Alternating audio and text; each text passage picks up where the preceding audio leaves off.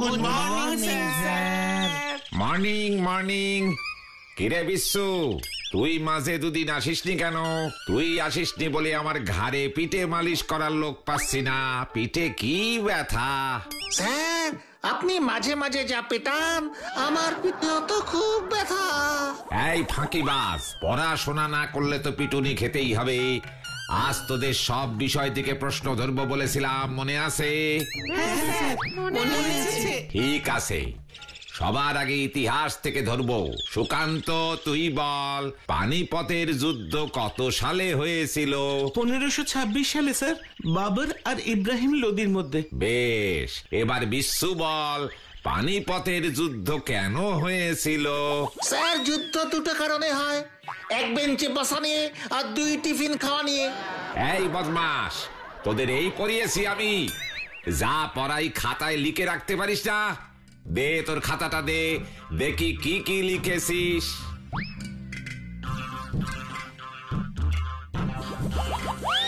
আরে, এই খাতা তো দারুণ।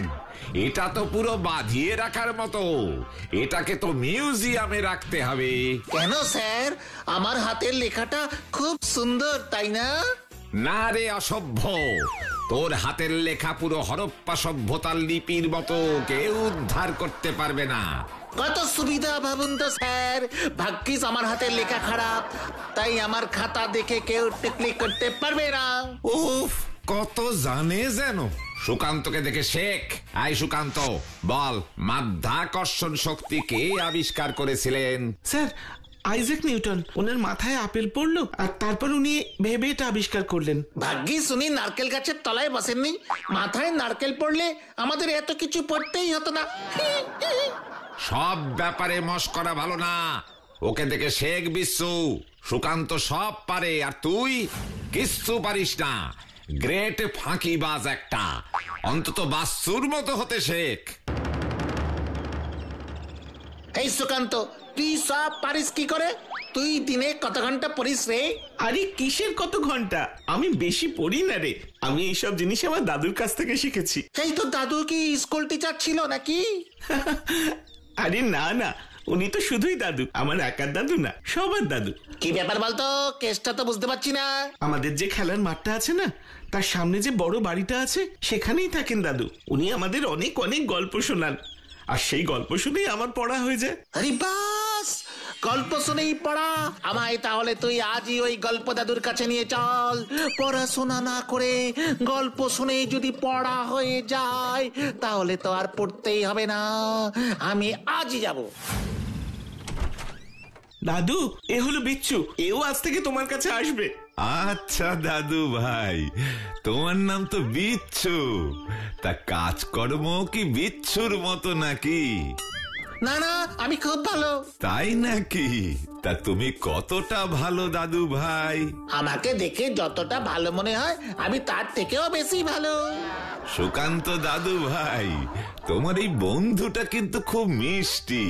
এসো এসো, ঘরে তোমাদের অনেক বন্ধু আছে। এই দেখো, তোমাদের একজন নতুন বন্ধু এসেছে। ওর নাম বিচ্ছু। ভারী মজার ছেলে। বসো বিচ্ছু, বসো। তা আমি কোথায় ছিলাম যেন? সম্রাট অশোক। ঠিক ঠিক। তারপর সম্রাট অশোক যুদ্ধ থামিয়ে সারা পৃথিবীতে শান্তির বাণী প্রচার করলেন বলে আমরা অশোককে মহামতি বলি। সম্রাট অশোক যুদ্ধ বন্ধ করেছিল বলেই মহামতি বলি? আমাদের পাড়ার শান্তিলাল কাকু পাড়ার কারোর সাথে ঝগড়া হলেই সে ঝগড়া থামিয়ে দেয়, তাকে কেন মহামতি বলি না? এটা ভালো প্রশ্ন দাদু ভাই। অশোক শুধু যুদ্ধ করা বন্ধ করেননি, সাথে হাসপাতাল, রাস্তাঘাট তৈরি করেছিলেন, মানুষের জন্য অনেক কিছু করেছিলেন। তাই সব কিছু দেখে তাকে মহামতি বলা হয়। বুঝলে দাদু ভাই? হ্যাঁ দাদু, বুঝলাম। দাদু আমার দুষ্টুমি করা প্রশ্ন কি সুন্দর ঠান্ডা ভাবে না রেগে বুঝিয়ে দিল। দাদু তো খুব ভালো। এবার আমি আমার ছোটবেলার গল্প শোনাবো। শুনবে তো তোমরা?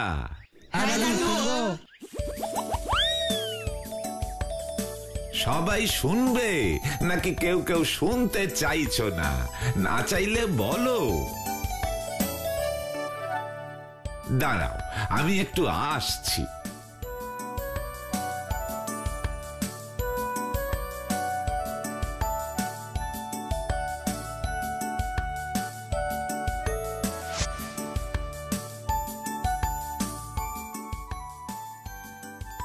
এই নাও দাদু ভাই, তুমি এটাই মনে মনে চাইছিলে, তাই না? আমি কিন্তু তোমাদের সবার মনের কথা বুঝি, ঠিক তো দাদু ভাই? একদম ঠিক দাদু, একদম ঠিক। এত দিন ঢিল মেরে মেরে আম পাড়তে হতো, আজ মনে মনে আম চাইলাম আর তুমি আম এনে দিলে। এই দেখো, কিছু কর্ম না করেই একটা ফল পেয়ে গেলে, এটাকেই বলে কর্মফল।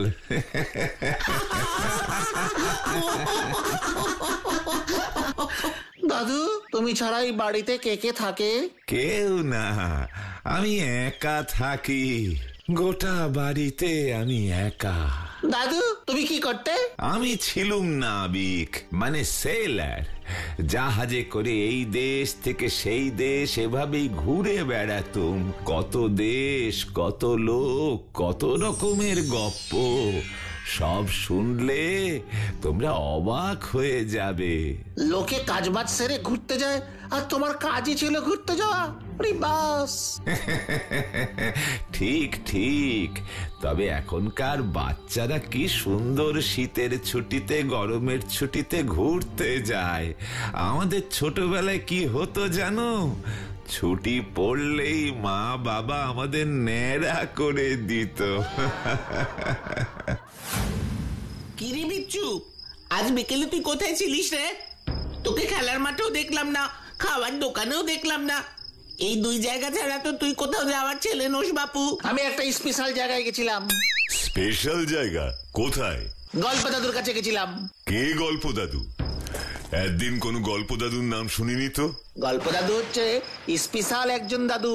ওই যে খেলার মাঠটা আছে না, ওটার সামনে যে হলুদ রঙের তিনতলা বাড়িটা আছে, ওখানে গল্প দাদু থাকেন। ও আচ্ছা। দাদুর কাছে গল্প শুনেই অল্প অল্প করে সব পড়া হয়ে যাবে। উফ, দাদু ছিল জাহাজের নাবিক, আর ওই বাড়িতে দাদু একা থাকে, পুরো একা। দাদুর কাছ থেকে যা যা জ্ঞান পেলাম না, শুনলে তোমরাও অজ্ঞান হয়ে যাবে। ও বাবা, বিচ্ছুবাবু জ্ঞানের কথা বলছেন। এবার তো আমার অজ্ঞান হওয়ারই কথা। তা কি শিখলি আজ?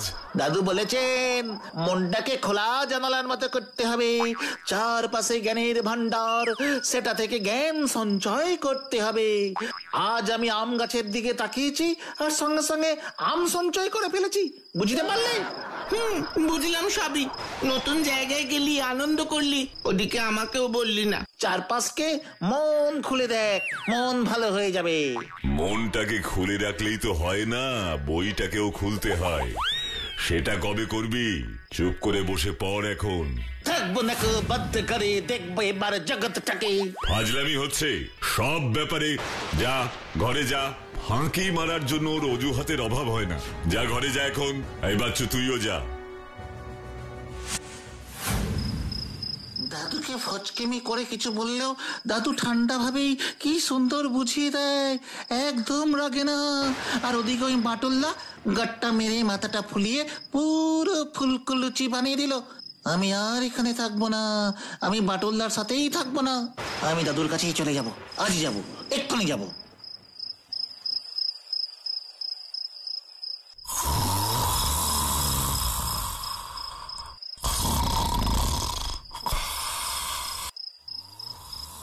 মাটুলদা, মাটুলদা, বিচ্ছু ঘরে নেই গো, কোথাও নেই। ওকে খুঁজে পাচ্ছি না। হ্যাঁ, নেই মানে? বিচ্ছু যাবে কোথায়? যত বাথরুম টাথরুম ভালো করে দেখি। জানো মাটুলদা, আমার মনে হচ্ছে তোমার কাছ থেকে বকুনি খেয়েও খুব রাগ করেছে, তাই। ও, রাগ করে বেরিয়ে গেছে। ছেলেটাকে মনে হচ্ছে একটু বেশি ঝাড় দিয়ে ফেলেছি। চল বাচ্চু, বিচ্ছুকে খুঁজতে হবে। চলো মাটুলদা।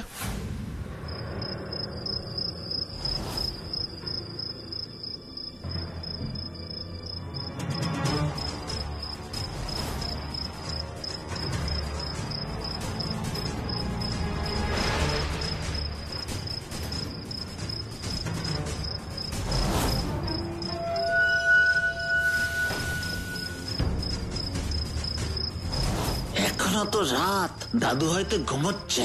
কি করি এখন? দেখি অন্য দিক দিয়ে দাদুর ঘরে যাওয়া যায় কিনা।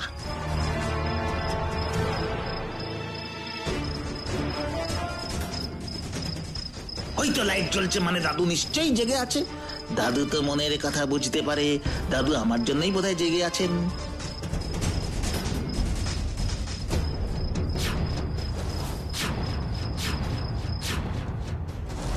এই দেখ বুড়ো, তোকে আগেও পই পই করে বলেছি কাগজে সই করে দে। আমাদের মুক্তি, তোরও মুক্তি। আমি জানি ওই কাগজে কি লেখা আছে, আমি সই করব না। এই বন্দুকটা দেখেছিস তো? একটা ঘোড়া টেনে দেবো তখন বুঝবি। এই নেতাই গুন্ডাকে সবাই ভয় পায়, সবাই। আমার নামে বাঘে গরুতে এক ঘাটে জল খায় রে, তারপর বাঘটাই গরুটাকে খেয়ে নেয়, বুঝলি কি না? তোমাদের মতলব আমি ভালো করেই বুঝেছি, আর তোমাদেরকে কে পাঠিয়েছে সেটাও আন্দাজ করতে পারছি। কিন্তু জেনে রাখো, তোমাদের ইচ্ছে কোনোদিন পূরণ হবে না। এইসবের হাত থেকে একজনই বাঁচাতে পারবে, বাটুল্লাহ। আমাকে বাটুল্লাহকে ডাকতেই হবে। যাই, বাটুল্লাহকে গিয়ে ডেকে আনি।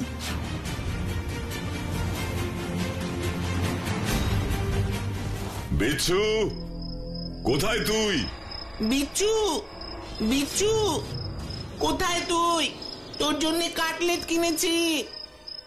এই বিচ্ছু।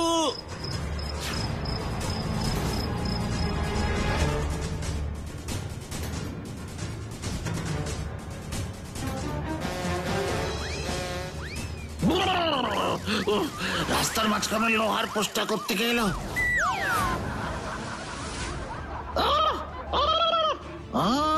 বাটুল্লাহ, তুমি? আমি তো তোমাকে খুঁজছিলাম।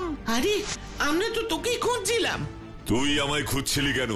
আমি কেমন একটা বিপদের গন্ধ পাচ্ছি। তোমাদের যে গল্প দাদুর কথা বলেছিলাম তার খুব বিপদ।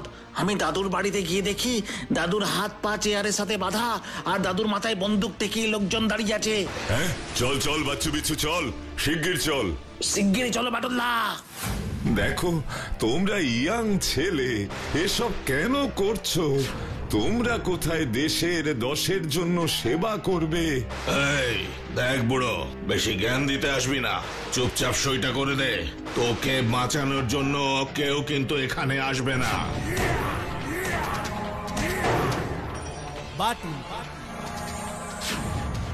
কে বলেছে কেউ বাঁচাতে আসবে না? হ্যাঁ,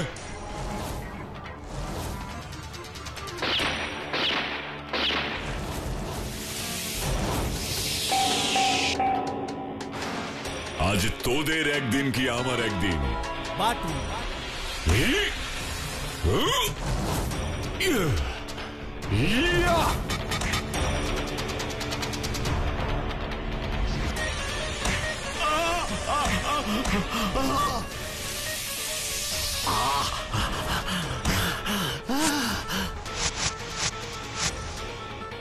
তোদের কে পাঠিয়েছে বল, নইলে এমন টাইট দেবো যে দেহের সব কলকবজা লুজ হয়ে যাবে।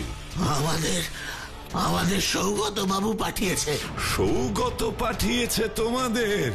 হ্যাঁ, উনি বললেন বলেই তো এলাম, নইলে আমার কি লাভ বলুন? সৌগতটা এত নিচে নেমে গেল। আপনি সৌগতকে চেনেন? চিনি, সৌগত আমার ছেলে। আপনার ছেলে?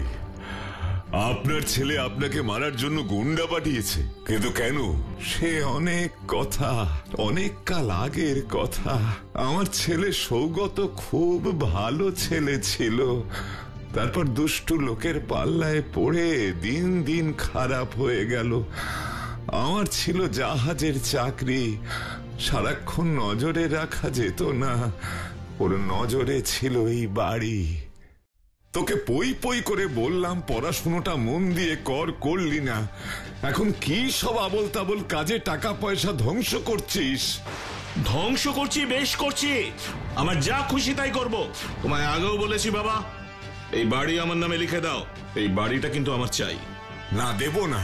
আমি জানি তুই বাজে লোকেদের সাথে মিশে বাজে দিকে চলে গেছিস। তোকে আমার ছেলে বলে ভাবতেও লজ্জা হয়। তুই এই বাড়িটাকে বাজে কাজে ব্যবহার করবি, আমি থাকতে তা হতে দেব না। আচ্ছা, তুমি থাকলে হতে দেবে না? আর তুমি না থাকলে, হ্যাঁ? তুমি যদি আর না থাকো তখন বাড়িটাও তো আমার হয়ে যাবে, কি তাই তো? আমি তোমাকেই সরিয়ে দেব। তাহলে তো কোনোদিনই বাড়িটা পাবি না, কারণ আমি এই বাড়িটাকে শিশু বিকাশ কেন্দ্র হিসেবে গড়ে তুলতে চাই। আমি না পারমিশন দিলে এখানে অন্য কিচ্ছু হবে না। পারমিশন? কিভাবে ওটা নিতে হয় সেটা আমি জানি, খুব ভালোভাবে জানি। তোমায় বলে দিলাম বাবা, যেভাবে হোক বাড়িটা কিন্তু আমার চাই চাই। ও, এই ব্যাপার। তা আপনি এতদিন আমাদের জানাননি কেন? আমি থাকতে তো এসব হতে দেব না। আসলে আমি একা মানুষ, বাচ্চা কাচ্চা নিয়ে থাকতে ভালোবাসি, তাই কাউকে বিব্রত করতে চাইনি। তা আপনি এই বাড়িটা দিচ্ছেন না কেন? আমি জানি সৌগত বাড়িটাকে ভুল কাজে ব্যবহার করবে, আর আমি থাকতে তা হবে না। আমি চাই এই বাড়িটা শিশু বিকাশ কেন্দ্র হয়ে উঠুক। এখানে বাচ্চাদের ইনডোর গেমস থাকবে, লাইব্রেরি থাকবে, এমন অনেক স্বপ্ন রয়েছে আমার।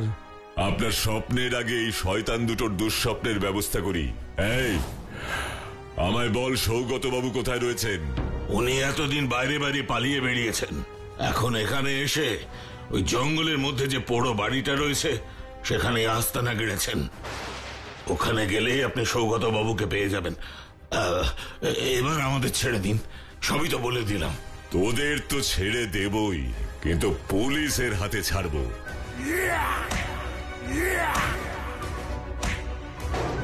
এবার সৌগত বাবুর গতি করতে হবে।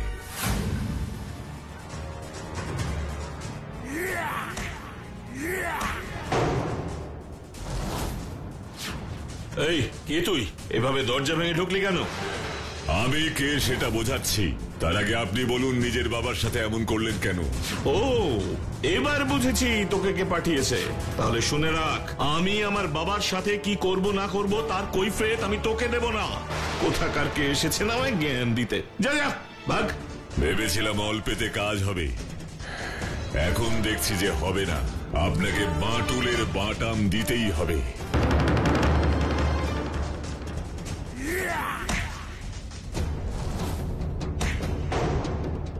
অফিসার, যারা সম্পত্তির লোভে নিজের বাবার সাথে এমন করে তাদের আপনি এমন শাস্তির ব্যবস্থা করুন যাতে তা দৃষ্টান্ত হয়ে থাকে।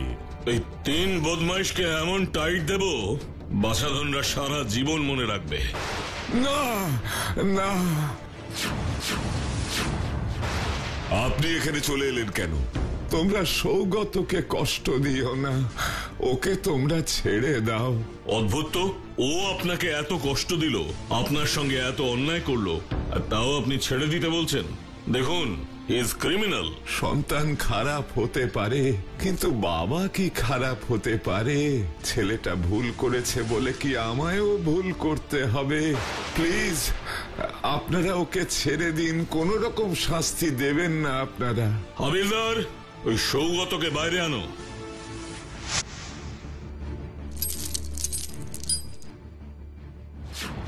বাবা, বাবা, আমি এত খারাপ কাজ করবার পরেও তুমি আমার সাথে এমন করলে।